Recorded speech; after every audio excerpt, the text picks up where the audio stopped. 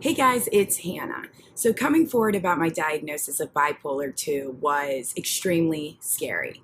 Why? Because the stigma and people told me that it was too much of a risk, that it wasn't worth it, that it could really harm me socially and career wise. I was graduating from college and people just didn't understand why I would put myself in that position. I kind of didn't understand either. And then I got involved in the mental health community and things began to change because I was sharing my story with those around me and then publicly to people without a mental health condition.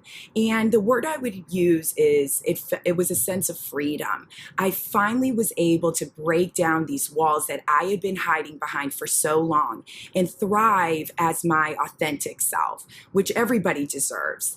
And I was recently creeping on YouTube and I came across Kelsey. She has a diagnosis of bipolar 2 and shares her story on her YouTube channel, Kelsey Diane.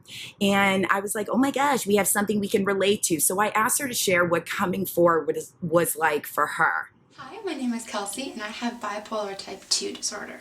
Coming forward about my mental illness was extremely beneficial in my life and for my treatment. The people closest to me were able to understand me better, ask questions, and therefore build up a valuable toolbox to help support me when I needed it.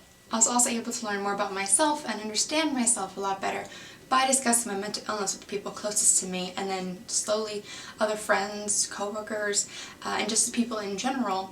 It helped build my confidence and made me realize that this wasn't something to be ashamed of and that we really need to beat this stigma. Knowledge is power. And what I would say to those of you who are kind of in between, do I come forward, do I not, is it worth the risk? Is that for me, it wasn't until like 6 years after I was released from the mental hospital. And there's a couple things I had to do. I had to accept my diagnosis and I had to build the confidence to say it and be able to take the negative feedback in a lot of cases that I would receive and not doubt myself. It's not the right timing for everyone, and that I understand. I'm just giving you something to think about. I would love to hear what your story is about coming forward or what your fears about coming forward are. So please leave those in the comments section below. Thank you, Kelsey, for sharing part of your story. Please subscribe to our YouTube channel, and I will see you next week. Bye.